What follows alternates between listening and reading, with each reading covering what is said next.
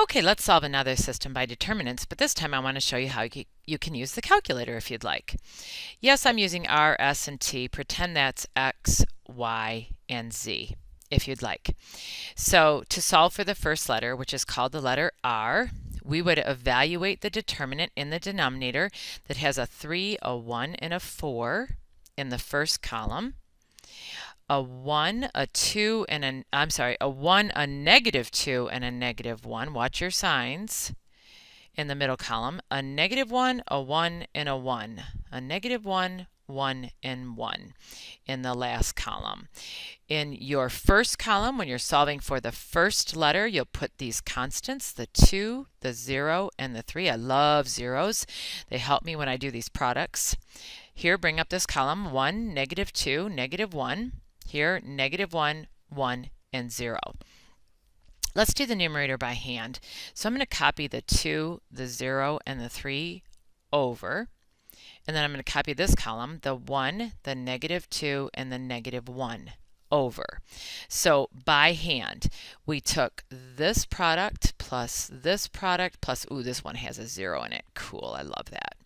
So let's see, this product is a negative 4. And then this product, 1 times 1 times 3 is 3. And this one has a 0, but I'm just going to show it. And then I'm going to subtract this product, ooh, another 0, good. So 3 times a negative 2 times a negative 1 is 6, and it is just a positive 6. Negative 1 times 1 is a negative 1, times 2 is a negative 2, and then the last one is a 0. So this numerator right here turns out to be a negative 1, and then we're going to subtract 6 and a negative 2, which is 4. So the numerator for this R value that we're solving for is going to be a negative 5. All right, let's let the calculator do the work for us. If you would like to do this, I think I'm going to bring the calculator down here a little bit. Oh, I'm trying to minimize. What am I doing here? There we go. Yeah, I think this will work right here. All right, so I'm going to clear my screen. And then, do you see this word matrix above the x to the minus 1 key? And it's in blue. So I'm going to hit my second key and the matrix key. And there are 3 menu items here under that matrix menu. What I'm going to do is edit what's called a determinant. I'm going to go over here and edit it. When I'm in this menu, I'm going to have it evaluate a determinant. And as you saw in the first menu, I'm going to call them A, B, C, D, E, F, whatever. So I start over here at edit. And I'm going to have to move this up a little bit. So I'm going to hit enter. And I want to put in a 3, so I'm typing in a 3, and I'm hitting enter right now. And 3, and I'm hitting enter right now. And it says, oh, you must want a bunch of zeros in it. Now, I want to do this numerator, so my problem is my enter button is concealed on my calculator. I got to move it up. So I'm going to attempt to type, actually let's go for the denominator. No, we got to go for the numerator because this is the one we just calculated by hand as a negative 5. So I'm going to put all these numbers in right now into this matrix. So I'm at least going to let myself see the 2, and then I think I need a 1 and a negative 1, and it goes left to right. The next number is a 0.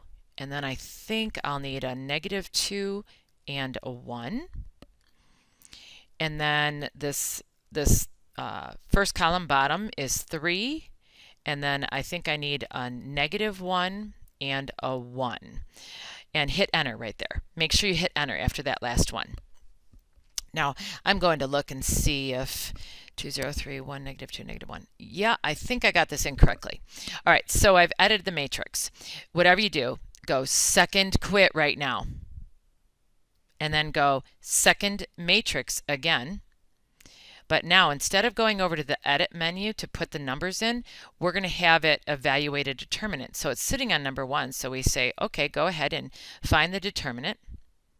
and then second matrix for a third time. And because we have a 3 by 3 in number 1, I'm going to hit enter right now because it's in number 1, and it's going to evaluate the determinant for what's called the matrix A, and I hope it's going to be the 5 that we got. We got a -5 for that. So it did it for us. So let's go ahead and do this one more time. So I'm going to hit clear, and let's go second matrix. This is the whole process all over again. So you go over here to edit. I guess I'll put it in B. So I'm going to hit enter, and I'm going to put in a 3, enter, 3, enter, and I'm going to do the denominator, which is these numbers in front of the A's, B's, and C's. So I'm going to work right this way. So I've got a 3, a 1, and a -1. And then this 1, -2, and 1. So 1, -2, and 1. And then this 4, -1, and 1. So 4, -1, and 1, and hit enter right now. Please quit. Please right here quit. All you've done is edit the matrix. Now go back to second matrix, and under the math feature, grab the word determinant because you want to evaluate the determinant. Again, under the matrix, second matrix, you want to go to number 2 to evaluate B. And I like to close my parentheses, and the value for that determinant was a -7. So right over here, I'm going to put a -7, and I have now found out that R is equal to 5/7. If you do that same process and you evaluate the determinant for S, you're going to get a -6 in its numerator, and it already had a -7 in the denominator. So S will be equal to 6/7. And finally, when you do this for T and evaluate the numerator, you're going to get a -7.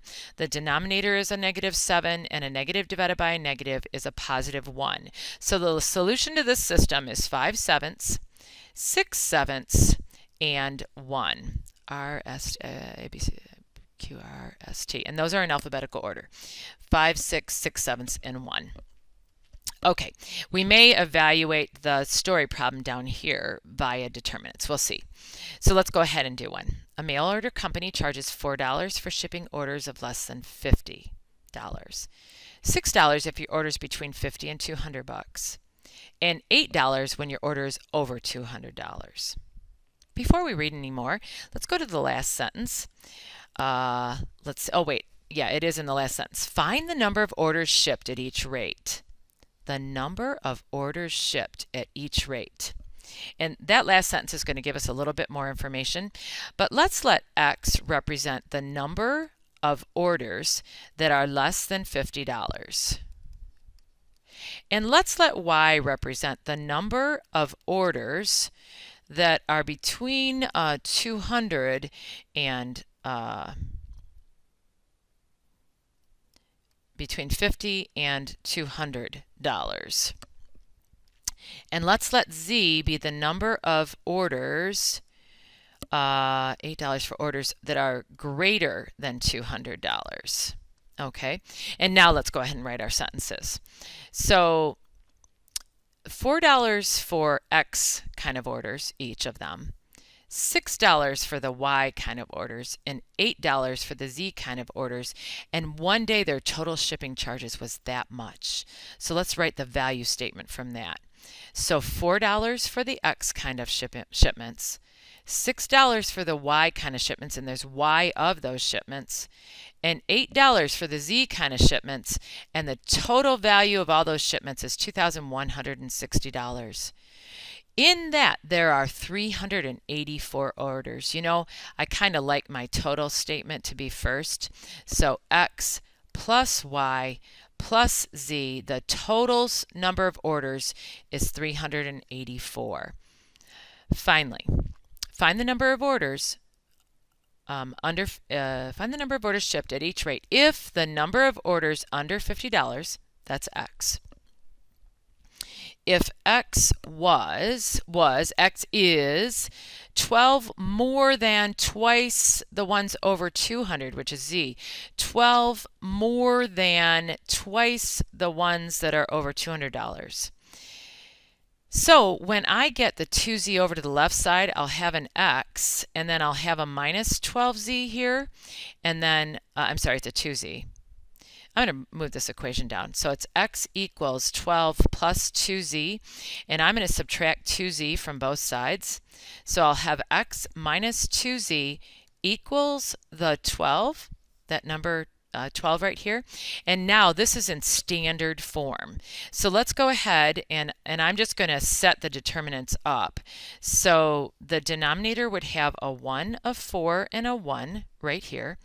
The middle column would be a 1, a 6, and a 0 right here because there is not a y term. I'm writing it in green because it's just not there. I'm writing it kind of lightly. And then a 1, a 8, and a negative 2.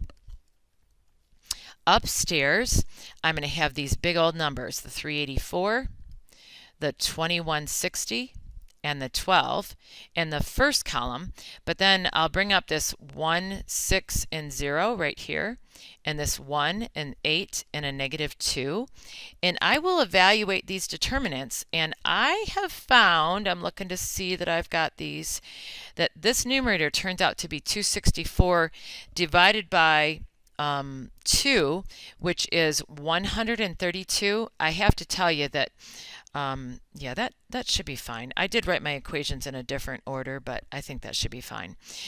So 132 for x.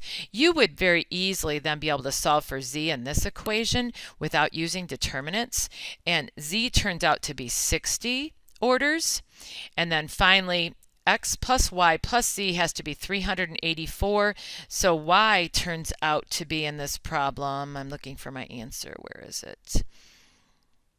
Y is 192 orders. So again, does the 132 plus the 192 plus the 60 add up to be the 384? Then can you take $4 times the 132 plus $6 times the 192 plus $8 times the 60 and get $2,160? And then check it in the third equation as well. This ends our study of systems of equations, and we finished with the more difficult topic of 3 equations and 3 unknowns.